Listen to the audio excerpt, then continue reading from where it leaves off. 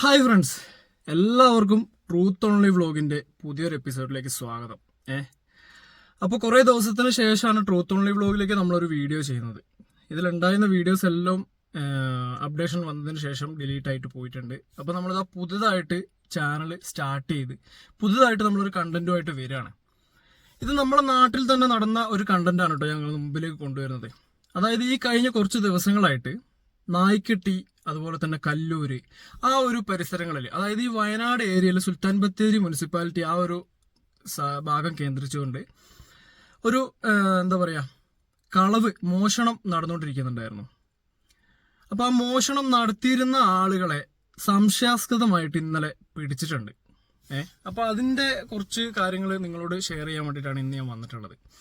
ആ പിടിക്കുന്ന സമയത്ത് ഉണ്ടായിരുന്ന കുറച്ച് വീഡിയോസും അതുപോലെ തന്നെ ആ പിടിച്ച ആളുടെ കുറച്ച് ഡീറ്റെയിൽസും കാര്യങ്ങളൊക്കെ നിങ്ങളോടൊന്ന് ഷെയർ ചെയ്യാൻ വേണ്ടിയിട്ട് വന്നതാണ്.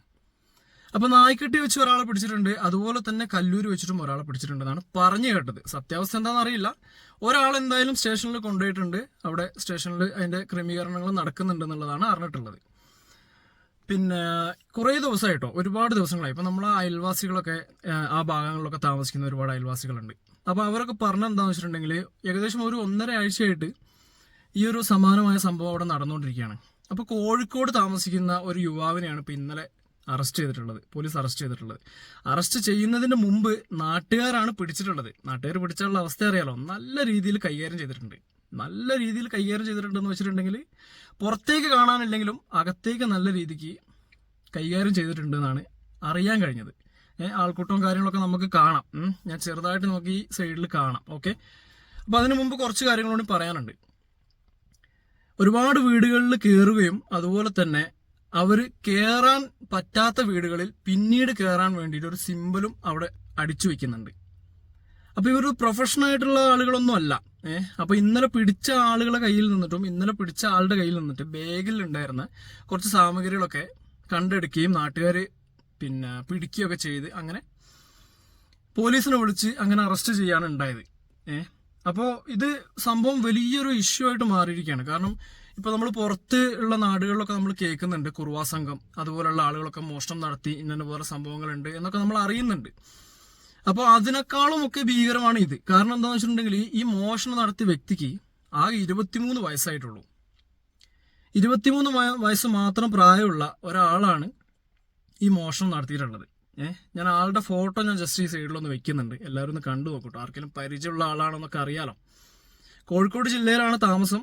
ആളുടെ പേര്, പിന്നെ ആധാർ കാർഡും ഡീറ്റെയിൽസും കാര്യങ്ങളും എല്ലാം തന്നിട്ടുണ്ട്. പക്ഷെ അതൊന്നും നമ്മളിവിടെ കാണിക്കുന്നില്ല. ജസ്റ്റ് ഞാൻ ആളുടെ പേരൊന്ന് ഞാൻ വായിക്കാം. അപ്പോൾ ആധാർ കാർഡിൽ കാണുന്ന ഒരു പേരുണ്ട്, ആ പേരൊന്ന് ഞാനിവിടെ വായിക്കാം. ആർക്കെങ്കിലും അറിയുന്ന ആളുകളൊക്കെ ആണെങ്കിൽ പിന്നെ ശ്രദ്ധിക്കുക. ഖലീഫ നൂർ ഇ എന്നാണ് ആളുടെ പേര്. 8/3/2023 ജനനം കേട്ടോ. നിങ്ങൾ ആലോചിക്കണം. അപ്പൊ അത്രയോ പ്രായമുള്ളൂ. വളരെ ചെറിയ പ്രായത്തിൽ തന്നെ മോഷണം പഠിച്ച് ആ മോഷണത്തിലേക്ക് ഇറങ്ങി തിരിഞ്ഞ ഒരു വ്യക്തി. കുറുവാ സംഘം എന്നുള്ളൊരു ഇതിലേക്ക് കൊണ്ടുവരാൻ വേണ്ടിയിട്ടായിരിക്കും അവർ മാസ്ക് കാര്യങ്ങൾ, ഹെൽമറ്റ് കാര്യങ്ങൾ എല്ലാം സെറ്റ് ചെയ്ത് കറക്റ്റായിട്ട് അവരെ ബാഗിൽ വെച്ച് ബസ് സ്റ്റോപ്പിൽ ഇരിക്കുന്ന സമയത്ത് സംശയം തോന്നിയിട്ടാണ് ഈ നാട്ടുകാർ പിടികൂടുകയും അതുപോലെ തന്നെ പോലീസിൽ ഏൽപ്പിക്കുകയും ചെയ്തിട്ടുള്ളത്. ആ പിടികൂടുന്ന സമയത്തുള്ളതും ആ നാട്ടുകാർ അവിടെ നിന്നുള്ള ആ ഒരു ചെറിയൊരു വിഷ്വലും നമുക്കൊന്ന് കണ്ടതിന് ശേഷം വീണ്ടും നമുക്ക് തിരിച്ചു വരാം. ഓക്കെ,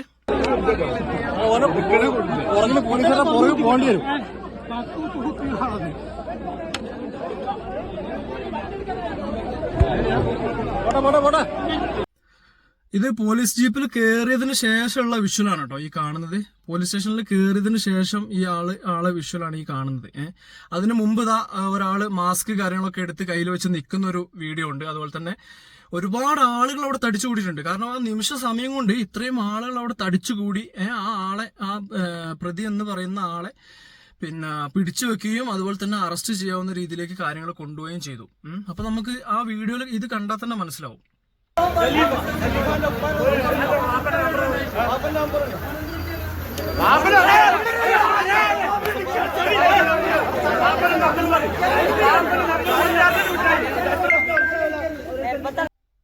നാട്ടുകാർ തന്നെ നല്ല രീതിക്ക് ചോദ്യം ചെയ്ത് നല്ല രീതിക്ക് കൈകാര്യം ചെയ്യുന്നുണ്ട്. ഇടക്കതാ അടിയൊക്കെ വീഴുന്നുണ്ട് കേട്ടോ. എന്തായാലും ആ വ്യക്തി, ഈ കള്ളൻ എന്ന് പറയപ്പെടുന്ന ഈ വ്യക്തി ചെയ്തത് എന്തായാലും വളരെ മോശമായിട്ടുള്ള കാര്യമാണ്. കാരണം നമ്മളെ വീടിന്റെ അടുത്തുള്ള എൻ്റെ സുഹൃത്തിന്റെ വൈഫിന്റെ വീട്ടിൽ വരെ കീറിയിട്ട് മാലയൊക്കെ അടിച്ചു പോയിട്ടുള്ള ഒരു സിറ്റുവേഷൻ ആണ് ഉള്ളത്. പോലീസുകാരൊക്കെ എത്തിയിട്ടുണ്ട്. നമുക്ക് ആ ഒരു വിഷ്വലോടെയും കാണാം.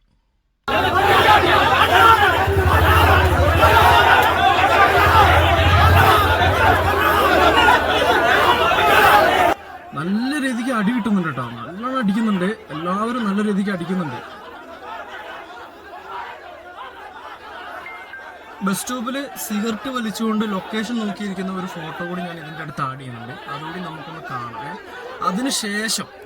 അതിനുശേഷം ഇയാളെ പോലീസ് സ്റ്റേഷനിൽ കൊണ്ടുപോയി കഴിഞ്ഞതിന് ശേഷം പോലീസ് സ്റ്റേഷനിൽ ഇരുന്ന് ചോദ്യം ചെയ്യുന്ന സമയത്ത് ഇവൻ പറയുന്ന കാര്യങ്ങൾ നമുക്ക് അതുകൂടി ഒന്ന് കേട്ടതിന് ശേഷം നമുക്ക് ബാക്കി സംസാരിക്കാം. അതുകൂടി നമുക്കൊന്ന് കേൾക്കാം. ഹാൻഡ്കപ്പും കാര്യങ്ങളൊക്കെ ഇട്ടിട്ടുണ്ട്. നായ്ക്കട്ടിയുള്ള പ്രമുഖരായിട്ടുള്ള ആളുകളൊക്കെയാണ് ഈ കാണുന്നത് ചുറ്റുവട്ടങ്ങളിലൊക്കെ.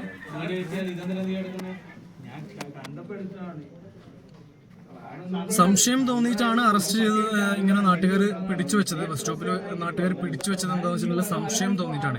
ഏകദേശം 8:30-ഓടെയാണ് കേട്ടോ, ഇന്നലെ 8:30-ഓടെയാണ് ഈ സംഭവം അരങ്ങേറിയിട്ടുള്ളത്. അവർ അറസ്റ്റ് ചെയ്യാവുന്ന രീതിയിലേക്ക് സംശയം തോന്നുകയും ആളെ പിടിക്കുകയും അതുപോലെ തന്നെ പോലീസിനെ വിളിക്കുകയും അറസ്റ്റ് ചെയ്യുകയൊക്കെ ചെയ്തത് ഇന്നലെയാണ്. ഇന്നലെ 8 മണിക്കാണ് കേട്ടോ, രാത്രി 8 മണി. എന്റെ കയ്യിൽ അത് എന്തെങ്കിലും ഇപ്പോഴത്തെ സിറ്റുവേഷൻ നാട്ടുകാരുടെ ഞാൻ ഒന്നും ഞാൻ ചെയ്യുന്ന ബാംഗ്ലൂരിൽ പറയുന്നുണ്ട് ഒന്നും യൂസ് ചെയ്തിട്ടില്ല, ഞാനൊന്നും യൂസ് ചെയ്യാൻ എനിക്ക് സമയം കിട്ടിയില്ല എന്നാണ് ആൾ ഉദ്ദേശിച്ചിട്ടുള്ളത്. യൂസ് ചെയ്യാൻ ആൾക്ക് പറ്റിയിട്ടില്ല എന്തായാലും.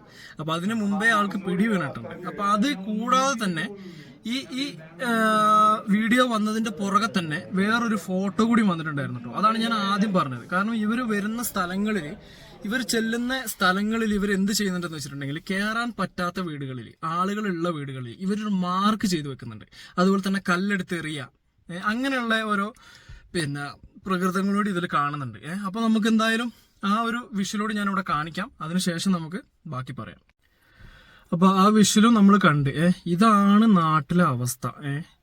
ഒരാളെ പോലും, ഒരു ചെറിയ എന്താ പറയാ, ഒരു പ്രായപൂർത്തിയായി ഒരു 21 വയസ്സായ ഒരാളെ പോലും, പുറത്തുനിന്ന് വരുന്ന ഒരാളെ പോലും വിശ്വസിക്കാൻ പറ്റാത്ത സ്ഥിതിയാണ്.